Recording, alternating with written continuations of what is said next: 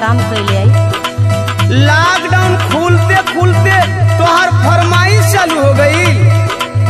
अरे जी 2 महीना तक नहीं कुछ मंगनी, अब मन करता तो मंगता नहीं। सब बोल का चाहिए तो के भाई सुनी सुना। सैया जाती बाड़ा घूमे जो बाजारिया हो, सैया जाती बाड़ा घूमे जो बाजारिया हो, ले ले आई हा दूरे हुआ मछरिया हो।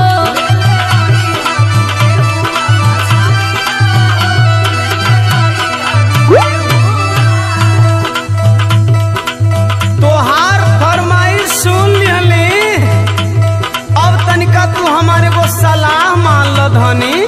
का मान ले सुना सुनाई। बेरोजगारी बा बढ़ावाले कोरोना हो, बेरोजगारी बा बढ़ावाले कोरोना हो, खाइल कम कर चटक मटक खाना हो।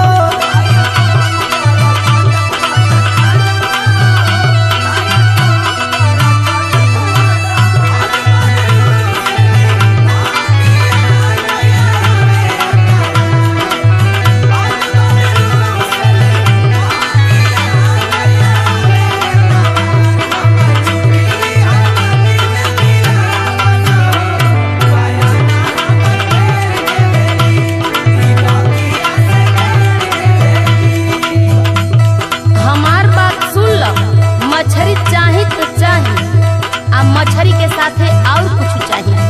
का चाहिए और?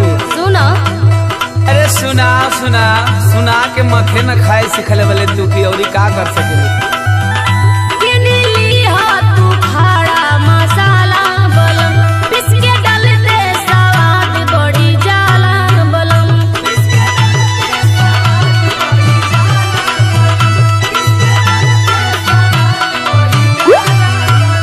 किनी लीहा तू खड़ा मसाला बलम, पिस के डाल दे स्वाद बड़ी जाला बलम।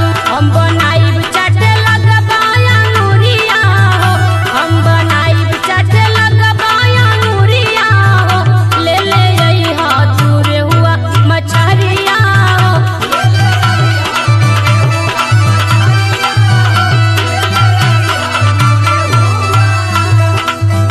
देखो रानी, हमरो मन है कि हम तो के चिकन चिकन खियाई, लेकिन हमरे पास एगो मजबूरी न बारे। का मजबूरी बा हो?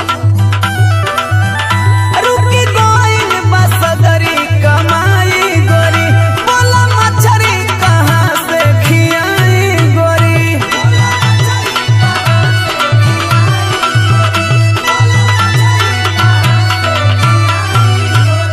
रुकी गइल बसदरी कमाई गोरी, बोला मछरी कहाँ से खियाई गोरी। कंट्रोल में तू रखो अपन मनवा हो, कंट्रोल में तू रखो अपन मनवा हो, खाइल कम कर चटक मटक खानवा हो।